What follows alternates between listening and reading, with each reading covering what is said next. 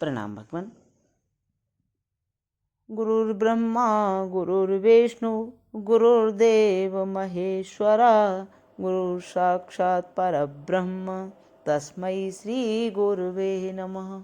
अखण्डमण्डलाकारं व्याप्तं येन चराचरं तत्पदं दर्शितं येन तस्मै श्री गुरुवे नमः। आत्मदर्शी बाबा नगीना साहब जी द्वारा रचित अद्भुत ग्रंथ वेदांत वचन भगवान तीसरी शिक्षा से आज एपिसोड होगा 87। अब यहाँ से आगे प्रारंभ करते हैं भगवान। वह जो इस सूत्रात्मा और अंतर्यामी को नहीं जानता, यद्यपि सहस्रों विद्या रखता है तो भी कुछ नहीं जानता। जब कोई ज्ञान का तो दावा करे, परंतु इस करने की आत्मा से देखने की आत्मा को पृथक करना न जाने, जो सूत्रात्मा और अंतर्यामी है, तो ज्ञान के क्षेत्र में झूठा ताल ठोकने वाला वादी है। ज्ञानी का यही चिन्ह है कि शिष्य को इस करने की आत्मा से देखने की आत्मा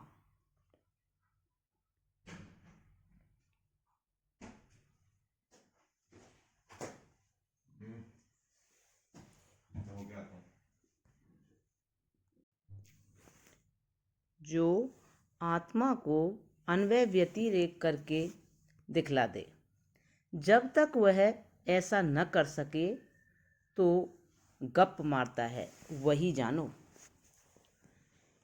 फिर उसने हमको सूत्रात्मा जो करने की आत्मा है और अंतर्यामी जो देखने की आत्मा है भिन्न करके समझा दिया था। हे याज्ञवल्क्य, यदि तू उस सूत्रात्मा और अंतर्यामी को जानता है तो निस्संदेह यज्ञ की सब गायें ले जाना तुझे उचित है। यदि नहीं जानता तो देख, तू यूं ही ज्ञान का दावा करता है और गायें ले जाता है, तब तेरा सिर गिर जाएगा जो आकाशी सिर है। याज्ञवल्क्य ने कहा, हे गौतम, मैं निश्चय रूप से उस सूत्रात्मा और अंतर्यामी को जानता हूँ, इसलिए यज्ञ की गाय ले जाता हूँ। मेरा सिर कदापि नहीं गिर सकता। तब उद्दालक बोला, यूं ही जिब्या से कहना कि मैं सूत्रात्मा और अंतर्यामी को जानता हूँ ठीक नहीं हो सकता, जब तक कि तू हमको अपनी सुंदर वाणी से न समझा दे। यदि तू जानता है तो इस सभा में हमको प्रत्यक्ष बतला। तब याज्ञवल्क्य मुनि ने कहा कि वायु का सार तो करने की आत्मा है, वही सूत्रात्मा है जो पुतलियों के तार के समान है, और इसी तार में यह लोक परलोक सब भूत उसी तरह बंधे हुए हैं जिस तरह पुतलियां भी तार से बंधी हुई होती हैं। जब सांस यानी प्राण चले जाते हैं तो तार खुल जाता है। इसी कारण मृतक का अंग फूल जाता है और खंड खंड हो जाता है। जब तक यह तार बंधा रहता है तब तक खंड खंड नहीं होता। देखो, अड़िन स्वभावतः ऊपर को जाना चाहती है। अड़िन स्वभावतः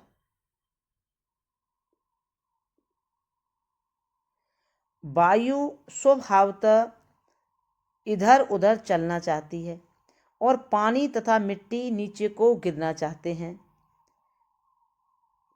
इनका एकत्र होना कठिन है, तो भी इस सूत्रात्मा में सब बंधे हुए मनुष्य के शरीर में व्यवस्था इकट्ठे रहते हैं। जब यह सूत्रात्मा खुलता है तो स्वभावतः अपनी अपनी असलियत में जाते और सबको छिन्न भिन्न करते हैं। इसलिए यह सब इसी सूत्र में जो सांस है बंधे हुए एकत्रित रहते हैं। तब उद्दालक ने कहा कि यह सत्य है इसी तरह गंधर्व ने हमको सिखलाया था, अब अंतर्यामी को बतलाओ। याज्ञवल्क्य ने कहा कि जो धरती के भीतर धरती से शरीर वाला और धरती को उसके बर्ताव के लिए प्रेरित करता है और धरती उसको नहीं जानती, यही तेरा आत्मा अंतर्यामी अमृत है। प्रणाम भगवान। अब यहाँ से आगे कर लेंगे। ओम शांति शांति शांति। प्रणाम।